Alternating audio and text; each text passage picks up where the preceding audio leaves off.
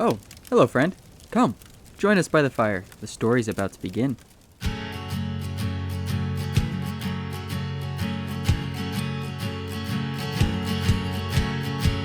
Welcome back to Fireside Dice, where we've had a few different, we'll call them cliffhangers, and perhaps literal cliffhangers. But rather than having me give the recap, let me just tell you that I am the narrator for our show, and let's go ahead and meet the rest of our crew. Hi, I'm Emma. I'm playing Leven, the Merfolk Monk. Who's our cliffhanger? Wait, what? You I'm. you hung out over the cliff last time. Oh! Yeah, I did. Next we have... This is Josh playing Bafuur. Hello, I'm Riley, and I'll be playing Suri. And I am Skylar, playing Bartholomew. Skylar, without further ado, let's go ahead. Why don't you give us a recap as to what happened last time? Alright, so last episode, some stuff went down, and we almost lost Leven. So the group came up to the border patrol, or the border... What do we call it? The, Border gate. border gate, yeah. It was a gate to block the road on our way into the Needle Eye Pass. Once we got there, Leven tried to procure a rope so that we could climb over the wall instead of going through the magical fire that was blocking the gate itself. While she was up there, some gargoyles appeared and attacked, and we had a battle with them, during which one of the gargoyles grabbed Leven and flew over a 500-foot cliff and dropped her, almost killing her. Luckily, she was able to shadow step with a clutch move to save her butt, and we defeated the gargoyles, only for a dragon to show up and start flying around. And so we all booked it across the wall into a little guard building where we are currently hiding, hoping and praying that the dragon just leaves and we can move on with our lives. And that is where we pick up this time on Fireside Dice.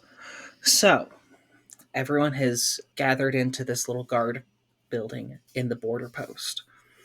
And this place, it's at least 2 floors. There's a staircase that leads up.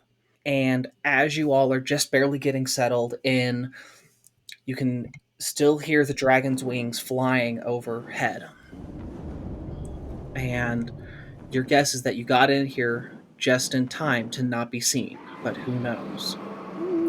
Casimir looks at the rest of the group and is like, okay, now there's a dragon. What do we do now? Have any of you guys ever seen a dragon before? I've never seen one, but I have heard of them. Not Innistrad ones. I've heard of ones from my plane of existence, but never met one personally. My father has told stories of dragons, but I never thought I'd actually live to see one. I'm the same as Bart. I've heard of them, never seen one, but am familiar with the concept. Well, sounds like none of us have seen one or dealt with one, but we've all heard of them. And what is everyone's passive perception, if I may ask? 17. 14 for Bafuur. 15. 14. So the only 2 that notice this would be Suri and Bart, probably because they are facing the staircase. But there's just an ever so slight change of air pressure, and you can see as dust starts to collapse down the stairs. Bart pulls his rapier out. I don't think we're alone in this building. That's when everyone ends up hearing something upstairs. There's a loud bang and a clatter as it sounds like a trap door is opened up. Leven will ready her spear. Bafuur will start walking up the stairs with his axe in hand. Okay, so let's go back over the initiative order that we've had for a couple of sessions now. First off is Bart, second is Bafuur, third is Leven, Suri, then Casimir, and then we'll go over the enemy phases. So Bart, is there anything that you're doing with this new information? He is going to stay close to Bafuur, and as he's going to give Bafuur bardic inspiration. Just trying to remind him, we're sticking together, we've got your back. So that's 1d8 that you can use on any d20 roll for the next 10 minutes. Awesome. I now have to find a d8. And that'll be my whole turn. Just staying close to Bafuur. Okay. Bafuur, your turn. What would you like to do? Do I hear anything coming down the stairs? You don't hear anything coming down the stairs, which you find odd. Bafuur will go up the stairs. Okay. So you and Bart both go up the stairs, and you two have enough speed that you can get up to the second floor. And here you can see the absolute just rotten and ragged remains of what would be like a barracks room. A couple of bunk beds, enough spears and stuff like that to have for a guard post out here. And you can see that there's a ladder leading up to presumably the roof, considering the height of this building and where you guys are at in it. And you can see that there's a small circle of dust that was just kind of scattered, and that the trapdoor is flung open and is currently just sitting out. Do you see anybody? I don't see anyone, but I see evidence of someone. And he's going to cast Detect Magic to see if he can get more insight on what might be going on here. You can do that during your next turn. Leven. So Casimir, Leven, and Suri are still downstairs. Bart and Bafuur have gone up, right? Yes. Leven is going to stay on guard where she's at with Casimir and Suri. If we're gonna split the party, that's gonna be split the party. That's gonna be one of the better ways to do it. And then Suri will probably go upstairs, but it's fine. Okay, Suri, what would you like to do? Yeah, she's gonna follow Bart and Balfour upstairs. I'm sorry. No, you're No, fine. it's okay. I did that on purpose. No, you're good. Casimir looks at you, Leven, and is like, I'm sorry, are they trying to get killed? I think at least one of them is. Hey, intelligence of 11, guys. Bafuur just is reactionary, so. Bart's not. Bart has his reasons. As you guys are looking around trying to figure out these clues, you end up hearing another roar from outside, once again from the dragon, but it's different in timbre and pitch than when it first appeared. It sounds less like a roar of a challenge and more like a roar of pain. Strange. Are there any windows at the top of the tower? There's small arrow slits, just barely enough for you to fire a bow through, but there's nothing on the floor that you guys are currently on. Bart, it is your turn. I'm going to cast Detect Magic. I sense the presence of magic within 30 feet. I get to know what school of magic it is, if there is any, and I see a faint aura around any creature or object in the area that bears magic. You can see that there's a small circle of runes that are from the School of Conjuration. Would you like to roll an Arcana check to see if you can figure out exactly what this thing would be? Yes, I would. 10.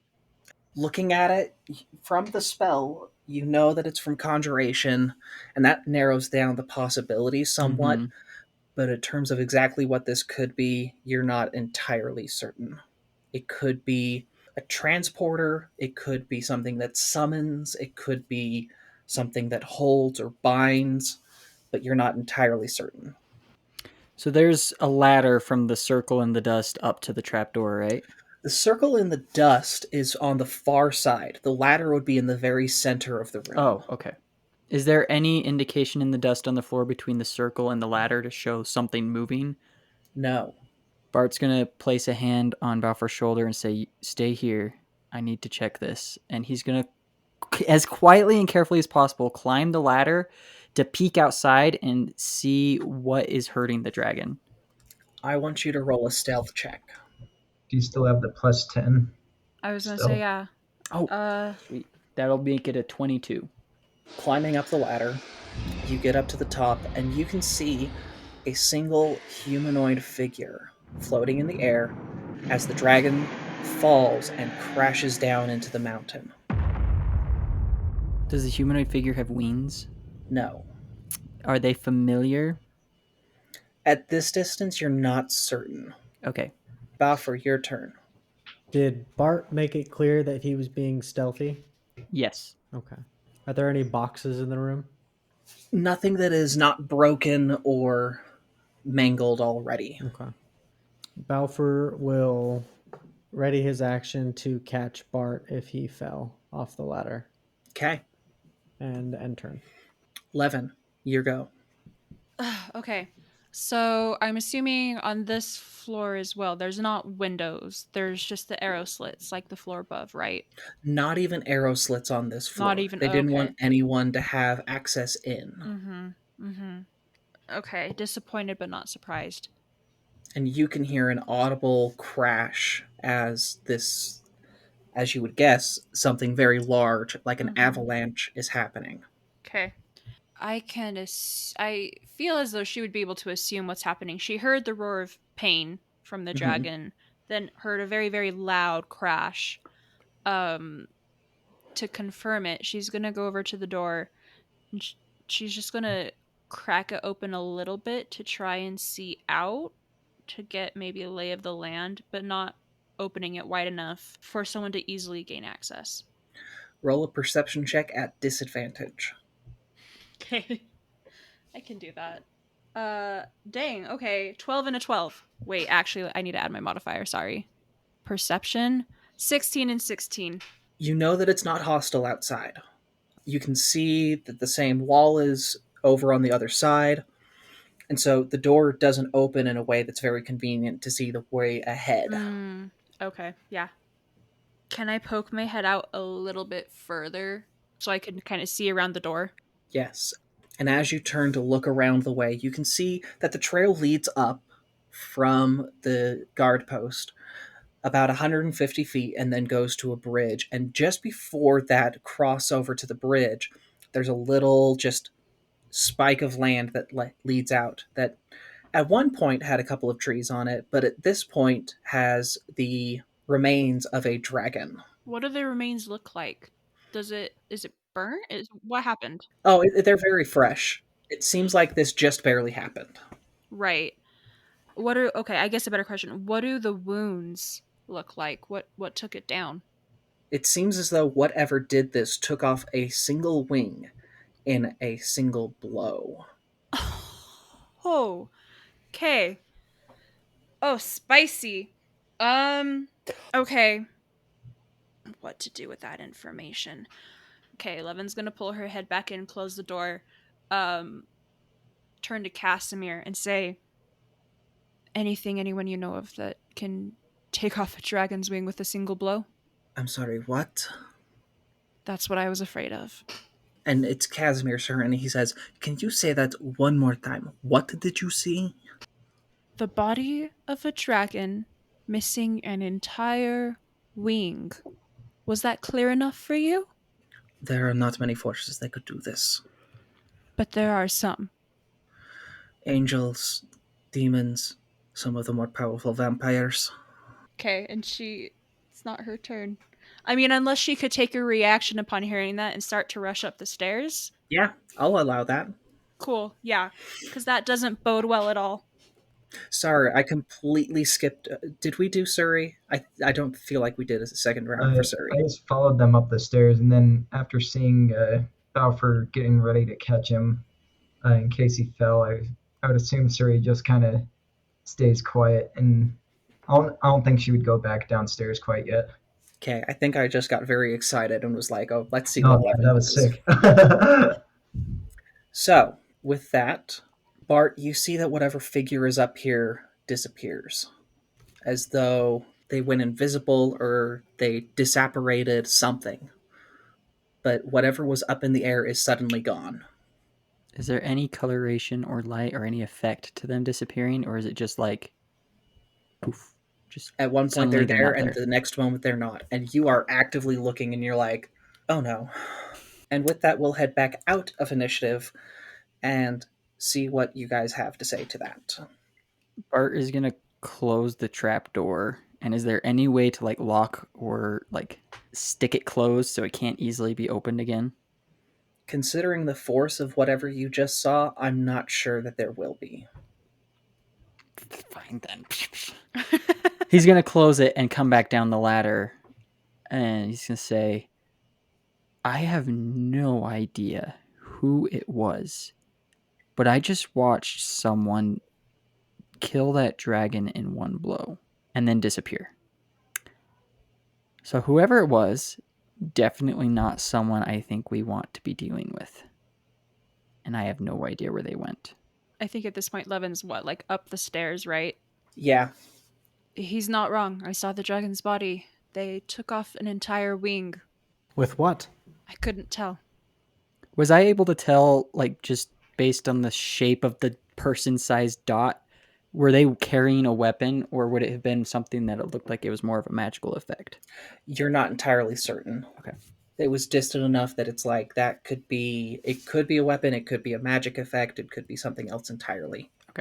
Yeah, I couldn't tell how they were attacking. I just know that as soon as I poked my head out, the dragon was falling dead. How large was the dragon? You're not entirely certain, but considering that you could see the corpse and it was very visible from 150 Mhm. feet away, Mm-hmm. pretty big. So are we talking like number of squares it would occupy? So if we're talking in Adult terms of like dragon? D&D size categories, there's large, Mhm. huge, Mm-hmm. and then what was the next higher? Is it Is it giant? gargantuan? Giant? Gargantuan and then colossal. I think Oh yeah. it falls somewhere between huge and colossal. So somewhere between a large adult dragon and an ancient dragon. Something of about that age category, yeah. That's terrifying. Cool.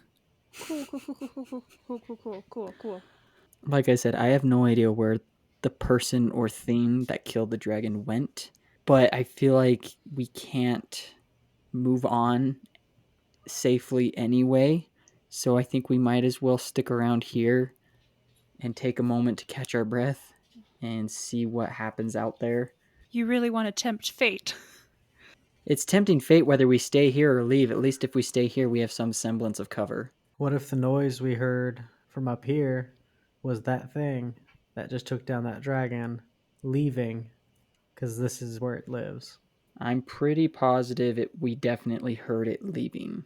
And he's going to point over at the circle in the dust. He says, that those runes are conjuration magic, which means that whatever that thing was, they were either summoned here or teleported here to this spot and then went up the ladder and out. And Casimir looks at the runes and he says, not only is this conjuration magic, it's a teleportation circle. It's a receiving end. From where? I don't know for certain, but there is only one thing that I know of that would need quick access to every part of the Outland Valleys. Is there any way Bart can disrupt the circle? Do you have a dispel magic? No. I want that one so bad. I was hoping there's like a way that I could mar one of the runes or something and disrupt its physical anchor in some way that disrupt the spell, but no, I don't have dispel magic. I think it's made of sterner stuff than just if you were to scratch it. Okay. And Casimir has this look of absolute terror. We need to go. Whose circle is it? Lord Streffen Mowers. Ugh. Yeah, in that case, I guess it's better to take our chances on the road. So Mauer can take down a full-grown dragon in one hit? Is that what we're saying? Apparently. Maybe the dragon was ill. Maybe. I have a feeling we're going to pass the body on the way out, so we can check. But let's not stick around here because he may come back. And I do not want to deal with that.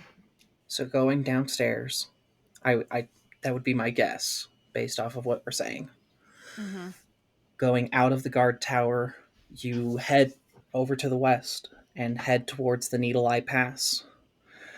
Going about 150 to about 200 feet from the guard post, it circles back around the mountain and comes up to this bridge. And at that spike of land that Leven saw, you can see this dragon's corpse is carved a gouge through the earth as it collapsed from the mountainside. And whatever did this, it's almost like a lightsaber wound where it would have cut straight through this thing, leaving very few bleeding holes. It was And it seems like it cauterized. cleaved this thing at the wing and through a lot of the chest. Not all the way through, but through a great deal of it. I don't suppose there are any signs of the dragon being previously ill. Not that you can. I mean, you could roll a medicine check No. No. just based off of your gut feeling and looking at this. It's like no clue. Why would he kill it? Because I want the pleasure of dealing with you myself. And behind you is Lord Streffenmauer. Now, I'm not going to let you go for free this time. Bart's going to move in front of the group, so he's closest to Streffenmauer. You seem to read my mind, Silence. I'm giving you two options. One, you give me Withengar. And he looks pointedly at Suri. Two, I take Silence. Why? Streffen points over his shoulder at the dead dragon and says, my gifts don't come for free. Besides which, you have snubbed my hospitality, not even responded to my wedding invitation, and Silence, you have proved less entertaining by the day. My patience wears thin with you, and rather than kill you all outright, I want to leave you in wallowing misery and consider the consequences of your actions. Well, Do we get any time to confer with one another? I thought that's what I was giving you. You're staring at us. Please turn around. It's only polite. We won't run. And even if we did, you could catch us. You have 3 minutes. Thank you. Does he just turn around? Does he just... Yeah. He floats up and almost like Magneto flies to the other side of the bridge. Pretentious. Okay. Bafuur's not going to say anything, but he's going to point, kind of like so that if he was looking, Mauer couldn't see at the amulet, and just kind of give like a shrug. He doesn't want to say anything because Mauer could probably hear him, but Bart's going to turn to the group.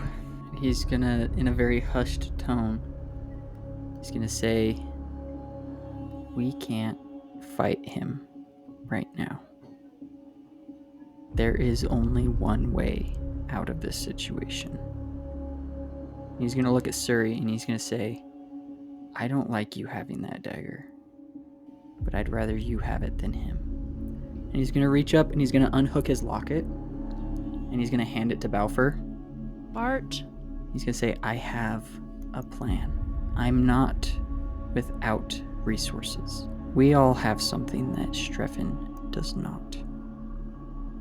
I'm giving you guys time. Does Bafuur take the locket? yes. Consider that my assurance that I'm going to do everything in my power to get back. Can I roll insight on this to see if he actually has a plan or if he's just bluffing? Yes. Sure. Incredible. A whopping 6. Skylar, Yes. you go ahead and determine how much that gives. There is a determination on his face, but that's all she gets.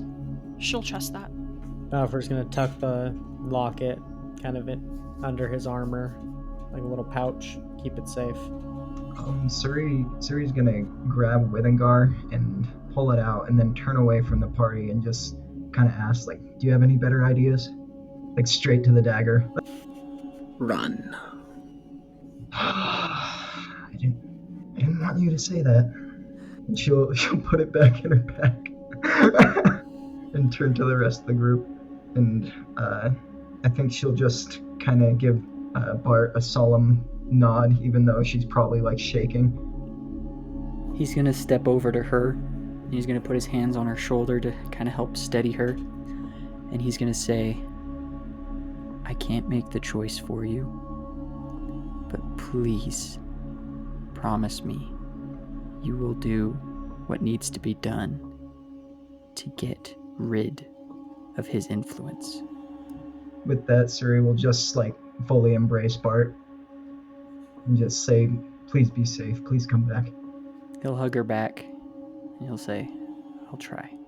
And at about this point, you see floating up above the little gatehouse of this bridge, Streffenmauer's coming back, Have we come to a consensus? Yes.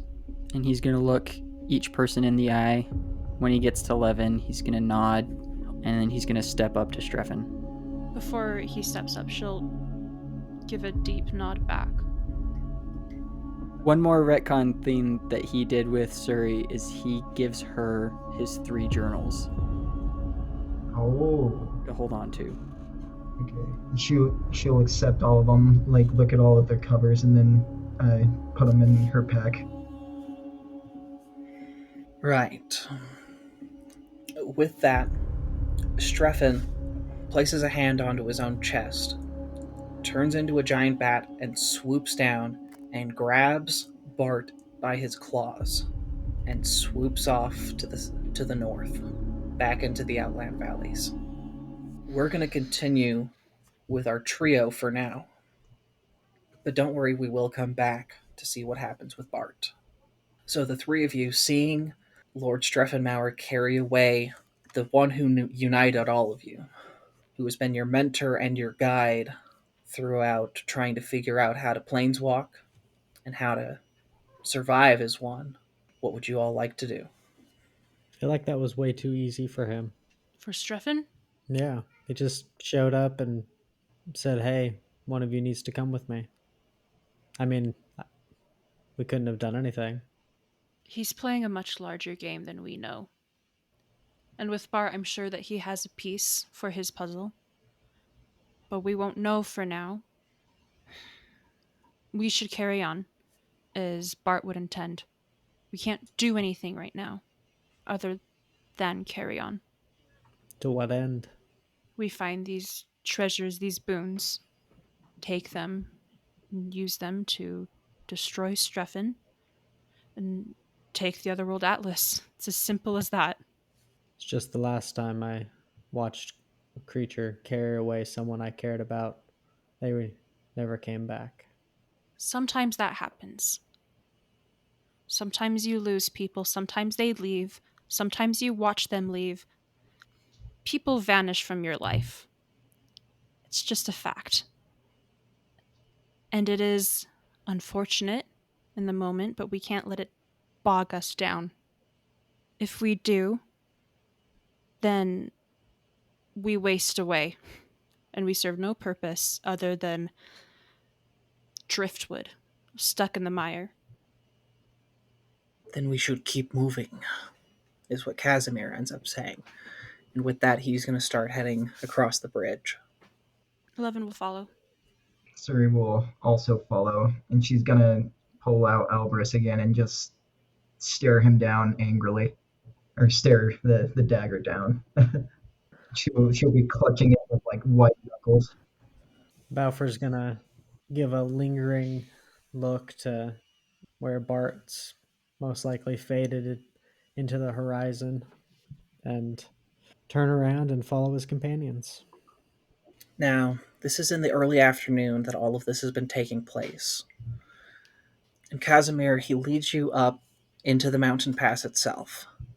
And the Needle Eye Pass it's not the highest pass in the Gyre Reach, but it's certainly one of the most treacherous due to its proximity to the Ashmouth and what is considered to be the font of all evil here on Innistrad, which might be very well one of the reasons why the Duskin Line and the Dusk Flight of Angels originally built some of their strongholds around here. With that in mind, Casimir, as he continues on, says, I'm not certain as to what could have been taken over in this Moonsilver Temple in the preceding years. So do we want to rest up before or inside? Before would be wise. But where? Yes, where becomes the question. Maybe too dangerous to stay out in the open. I might have a spell for this. Yes. Okay. So I have Liamin's tiny hut as a ritual cast. Great. It's a temperate climate that we can all stay in. The first time we're casting a tiny hut, and Bart's not even here. What the heck? Yeah, I was supposed to do it the last time we rested. So, you say that you have this spell. Yes, Do you think we could go even just up to near the entrance and then... yes, absolutely. It's still probably better to stay out of eyesight of anything we don't want seeing us, but for the most part, it should keep us safe for a long time. If I remember right, there's this tiny little hollow that the entrance to the temple itself was carved into. We could just be on the other side of that, provide a little bit of shelter from the wind, and perhaps a safe place for this spell casting. Sounds like a plan. It sounds like it'll work.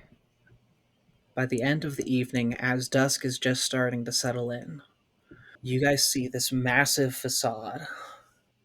You can see that there is still snow here. There's the very bare remnants of a trail that lead up into this wall that's carved out of the stone itself. And you can see statues of humans, angels, and vampires all congregated in the front in little sconces along the wall.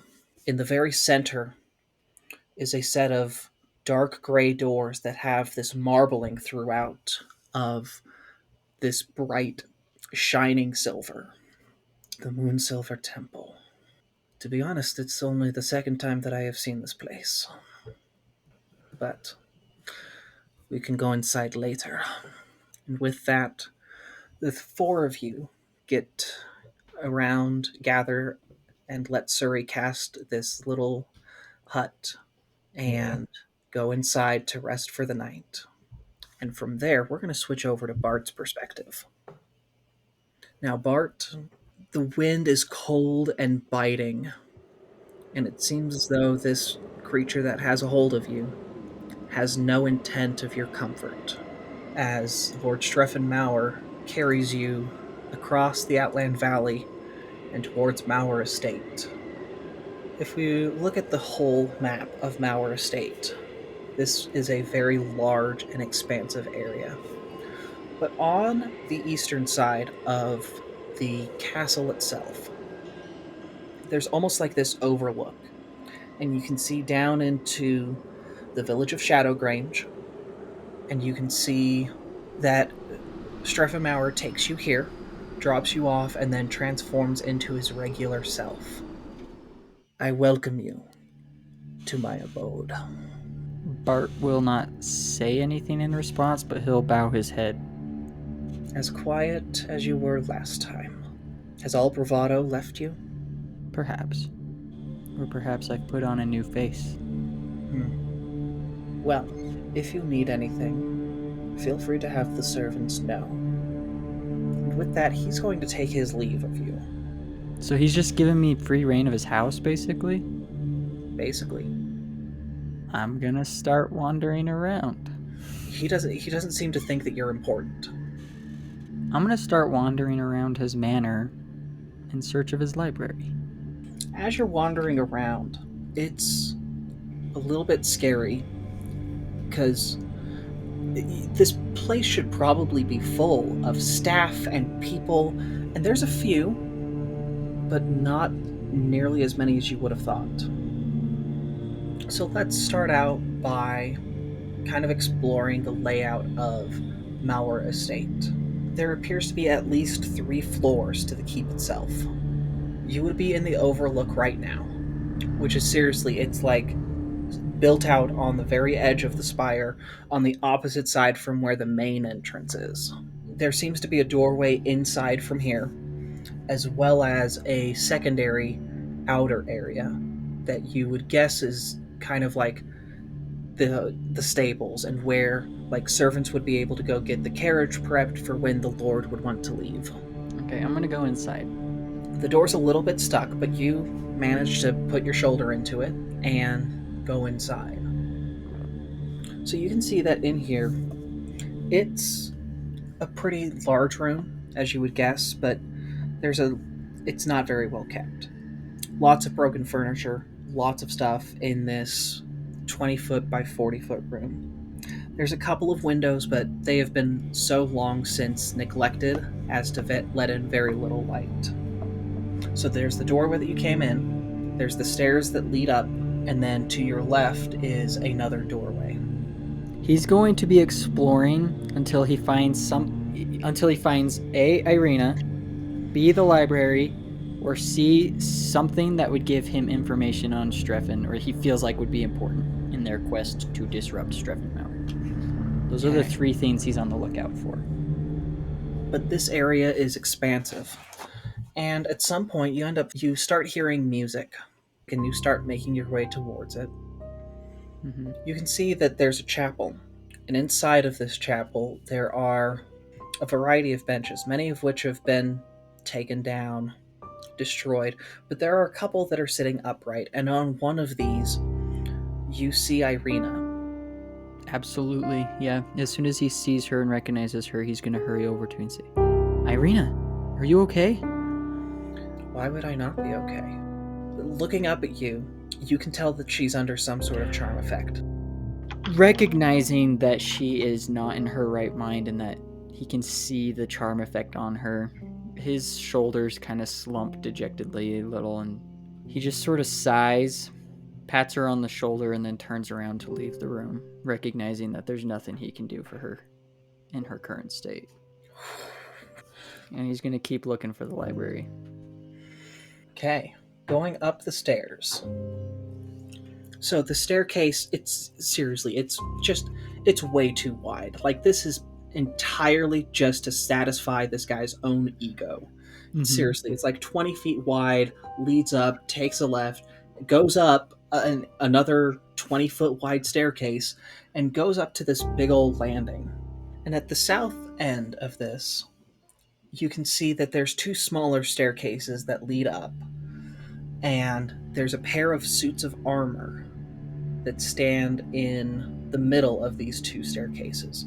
And as you come up and start taking a look to go up the stairs, they animate, move forward, and guard either of the smaller staircases. He's going to stop and start backing away with his hands up like, all right, I understand. As he gets to the doorway, he's going to, right as he's going through the doorway to be out of sight of the suits of armor, he's going to look back up at the top of the stairs, and he's going to cast Dimension Door to hop up onto that next floor. As you teleport up these stairs, there's a much larger window that, as you pop up at the very top of the stairs, that is to your left, that depicts the Archangel Avacyn in all her glory, that you can tell has been completely thrown into disrepair and is very much not a piece that Streffenmauer would enjoy. Interesting. But this is a larger hall, and you can see at the very far end is a little dais that has the throne on top of it. Probably a place where Streffenmauer would take and hold court in a previous lifetime.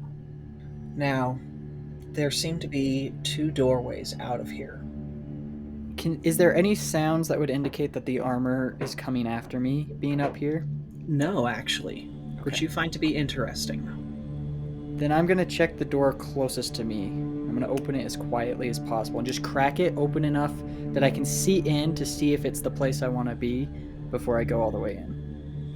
As you go into here, you can tell this room has a table as well as some bookshelves that have a variety of different goods and stuff on it. It's honestly a little bit of a clutter. The main places that would have actual floor space that's not covered in anything would be by either of the doors.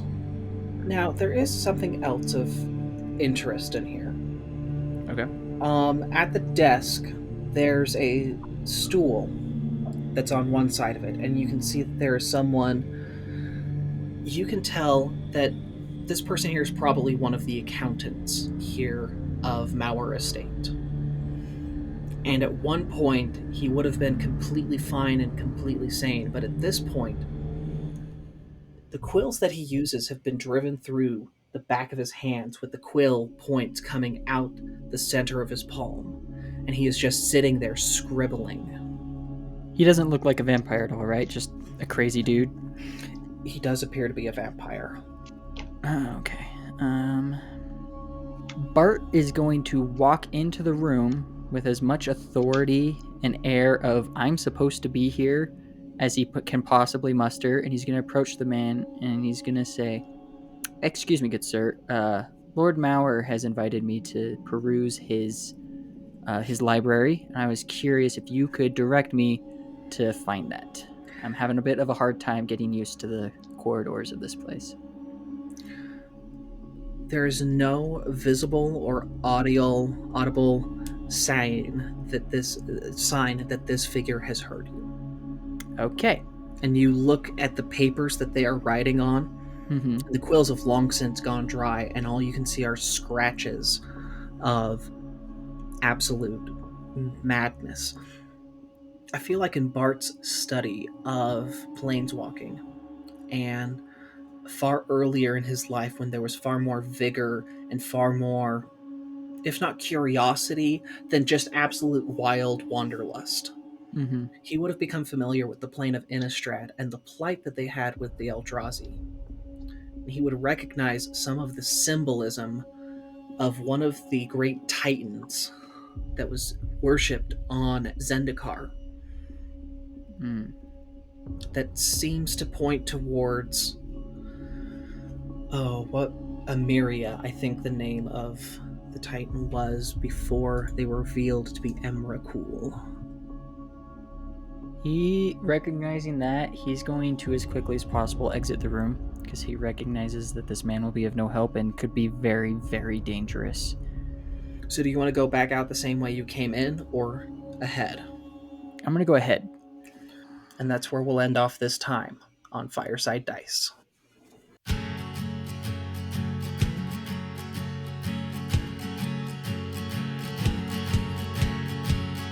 Thank you all for listening to this episode of Fireside Dice. This podcast is produced by Realms of Roleplaying.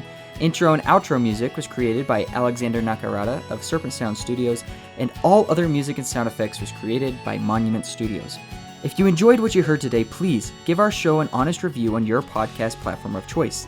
And for more behind-the-scenes content and updates for the show, follow us on Instagram at Fireside Dice Pod. We'll see you all in the next episode.